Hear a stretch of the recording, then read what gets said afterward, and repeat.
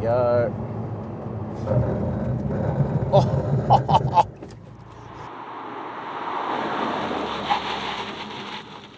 Did you see my face? I know I've put on weight, but literally the skin was coming off my face there. G'day, I'm Paul. I'm not even kidding. I've been trying to review this car now for what feels like months. Every single time we've organised it, it has rained. And we actually got to the point where I'm like, I don't care if it's raining. Let's just do the review.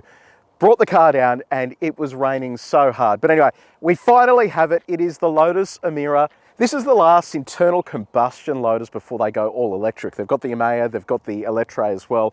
This is last call on internal combustion. It's available with turbo 4-cylinder from Mercedes-Benz or Mercedes-AMG, and also a petrol V6. This is the Mercedes-AMG version. I'm excited to drive it. This is priced at $200,000. So it is a big chunk of money, but when you have a look at the rest of the cars in this set, it's actually not that expensive. So today we're going to do a detailed review of this. If you do want to skip ahead to other parts of this review, you can use the time codes that are on the screen, or if you're on YouTube, you can scroll down and use the chapters below.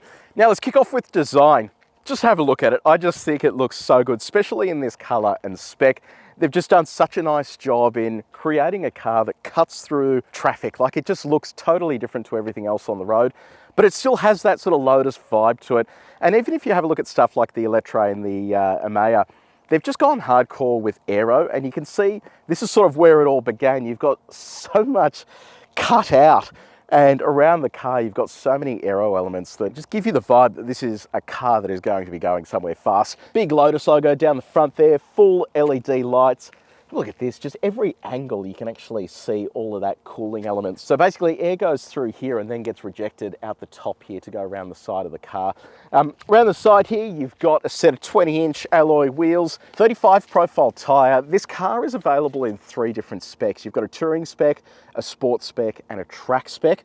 So you can actually purchase the car knowing what you want to do with it. And if it is, you know, a car that you want to take to the track constantly, you want to go down the path of the track spec, it's got the right tyres for it.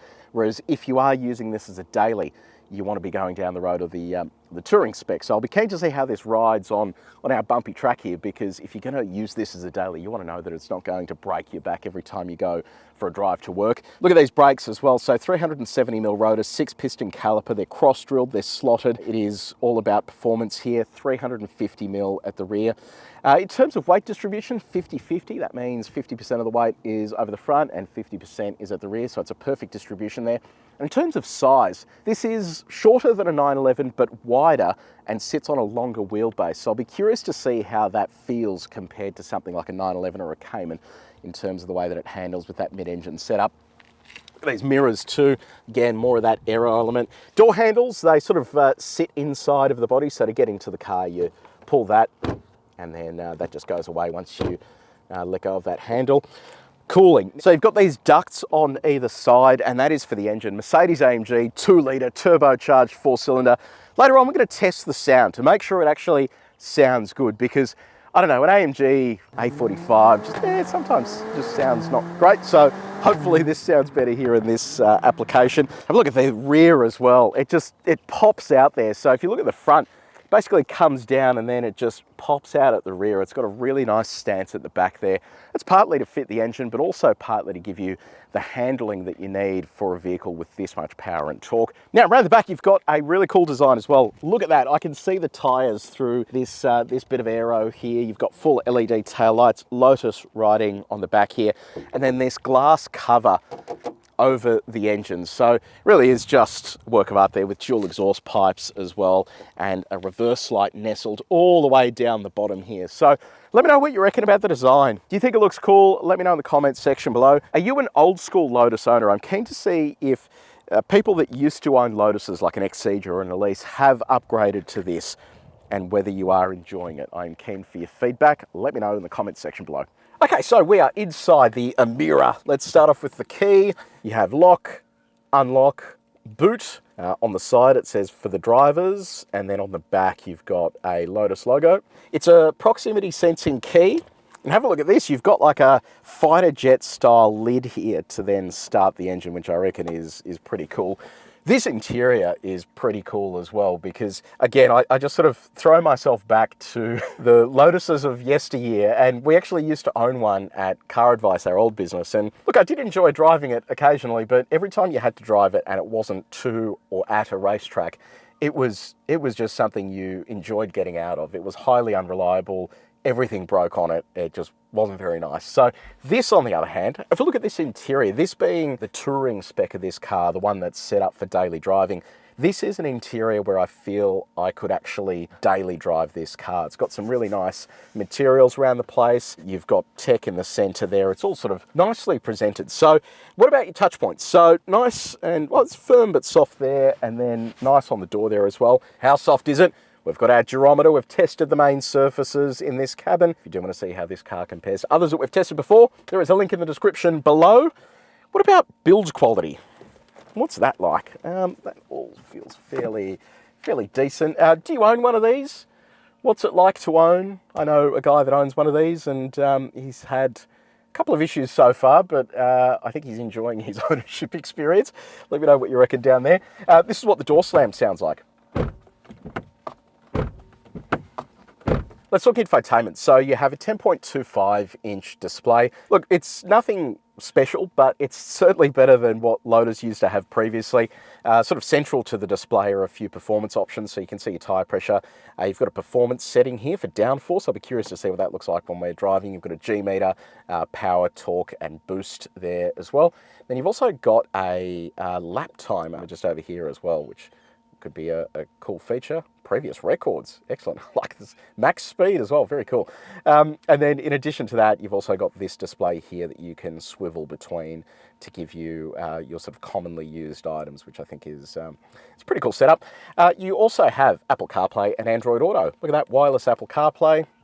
That all works pretty well. It's sort of not super quick, but it is fine for what it is. On the audio front, you have a 12-speaker KEF branded sound system. Now, KEF may be a brand that you've never heard of, but I used to have a set of KEF speakers, and they are absolutely incredible. And it's a really good setup they have here in such a small cabin.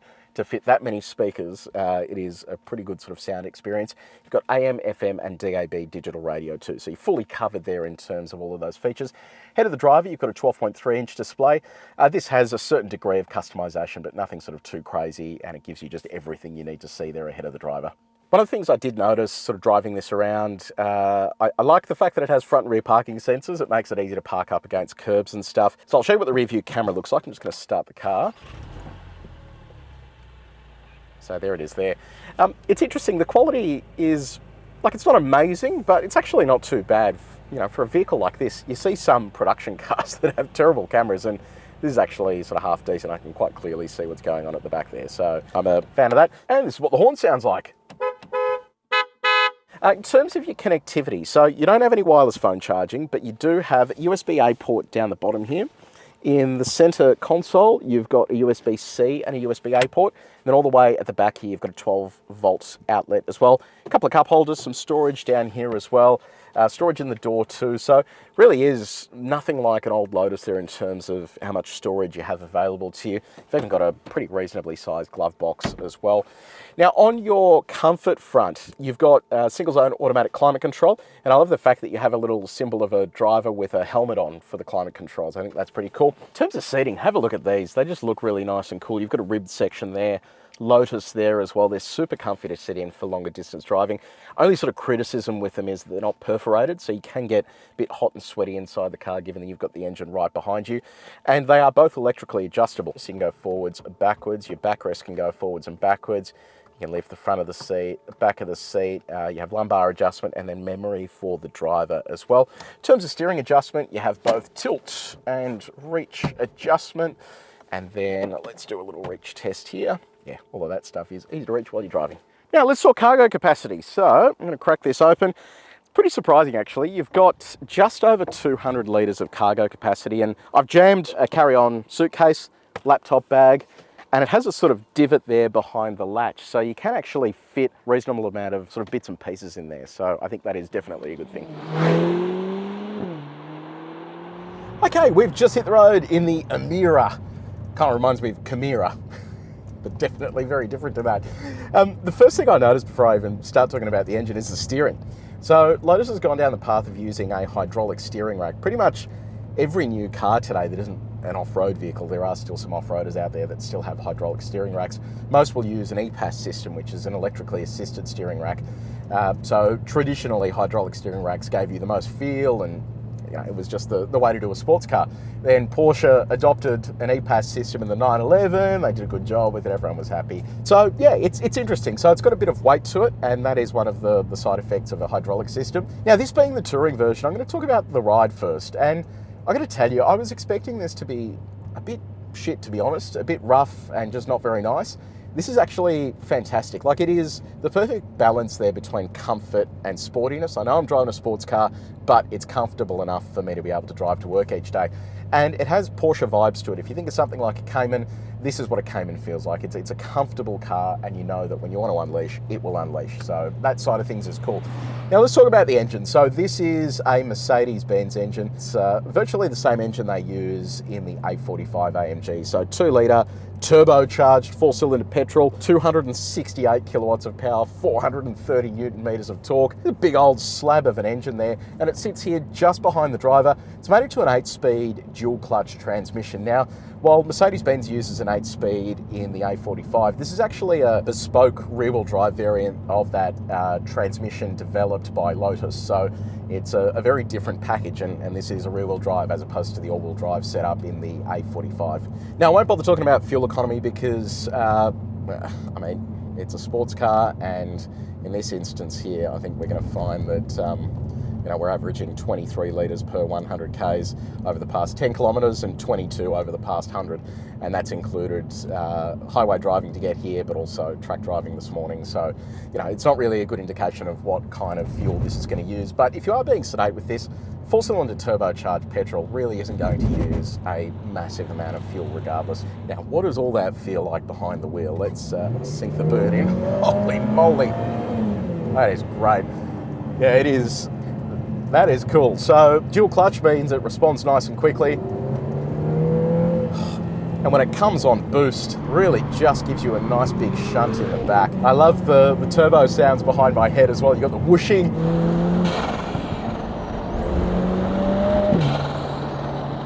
You got the, that is cool. I like that there is theatrics here. There's a Lotus developed exhaust as well. So I really have thought about everything there. That's nice. Now, what is it like if you go to the country and you want to do highway speeds? We've got our sine waves here. We do these at 130 Ks an hour.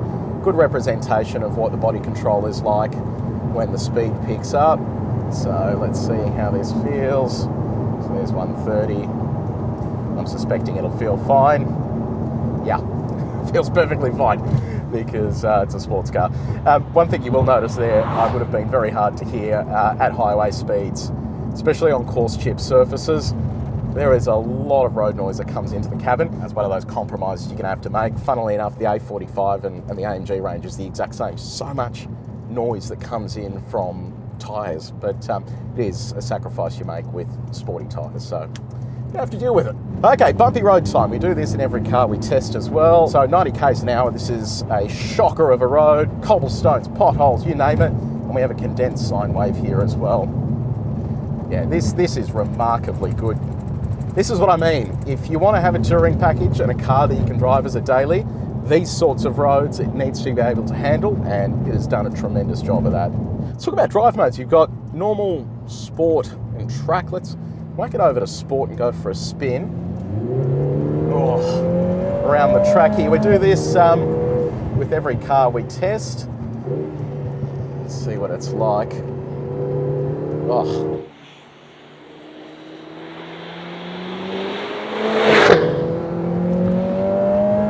That road holding is tremendously good. The steering, far out.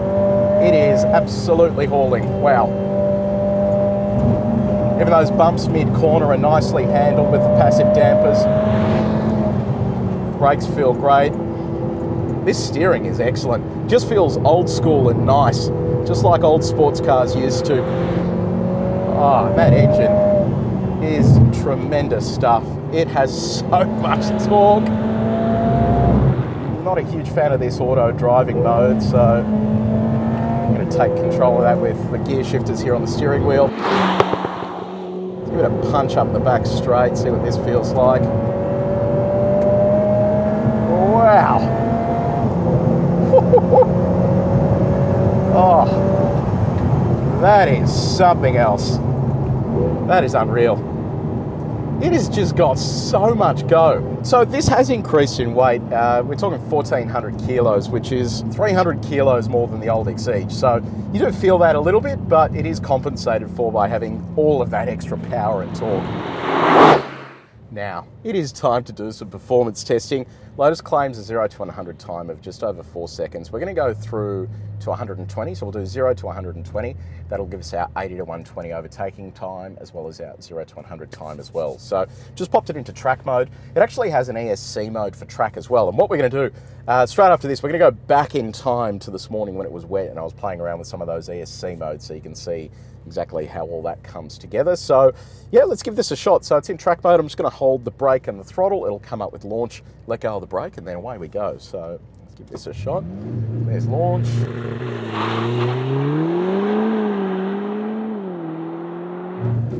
Oh yeah. Oh, nice. There's 100, 120. Wow. That's great. The amount of traction it has for a rear-wheel drive is genuinely crazy. 0 to 100, 4.3 seconds. So I think we bet the official time there. 80 to 120, 2.55 seconds. That is damn quick as well. Very nice. All right, let's go to a stop from 100. I'm keen to see what the brake and tyre package is like. Okay, get up to 100, just over 100. Stand on the brakes and let's see what happens. All right, here we go. Oh. Did you see my face? I know I've put on weight, but literally the skin was coming off my face there.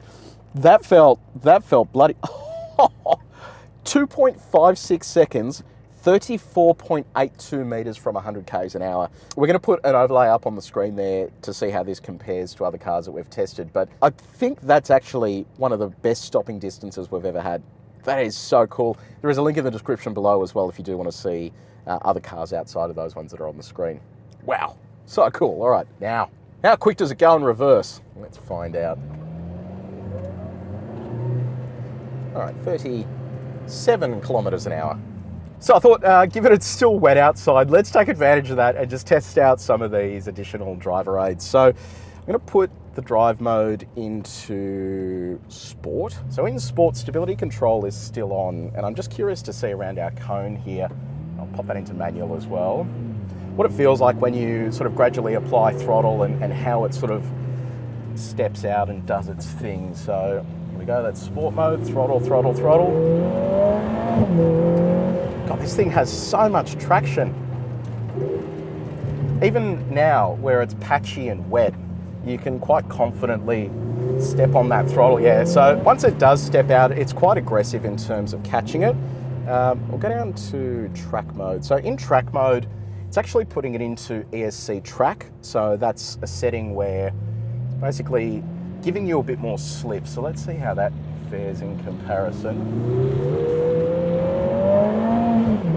Yeah, again, it's still got heaps of traction. I'll just be a bit more aggressive with the throttle here.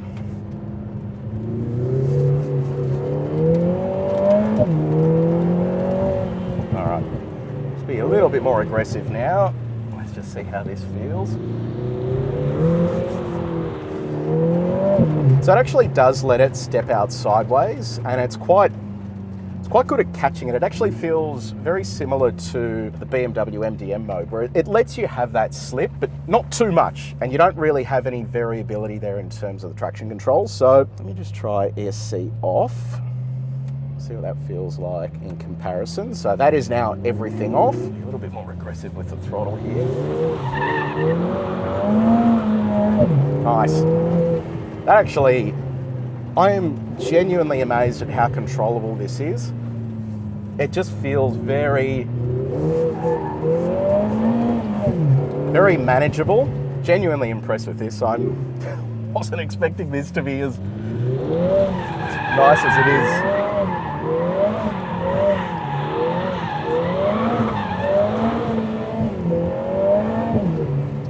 This thing is unreal.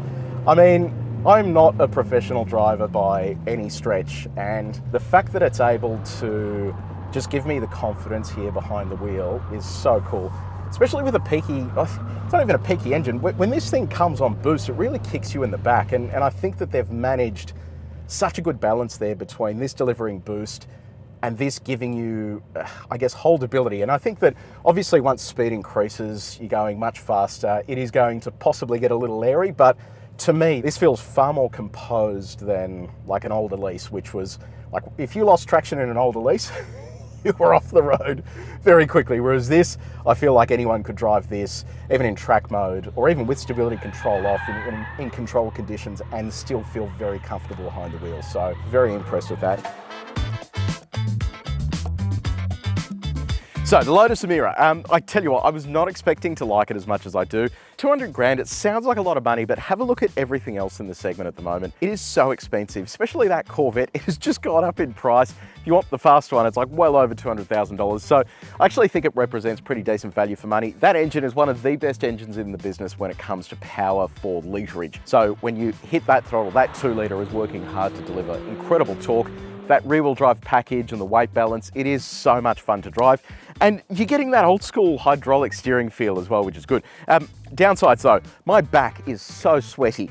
So sweaty. So we've been driving it, the Savo, having a lot of fun in it, but I'm already sweating. So they need to have perforated seats there with cooling, because that current setup won't be great for a track day. You're getting all of that heat soak from the engine coming into the cabin, and eventually you just end up being a sweaty mess like I am. But outside of that, it is really hard to fault. They do actually, one little fault there is the safety systems. We need to see blind spot monitoring and a couple of those bits and pieces available. But outside of that, this is so much fun to drive. So let me know what you reckon in the comments section below. Have you seen one of these on the road? What do you reckon about the design? Do you think it's any good? Do you own one? I'm keen for your feedback. If you did enjoy this video, please make sure you like it and you share it with your mates. And if you haven't done so already, subscribe to our channel and press the bell icon. But until next time, take it easy.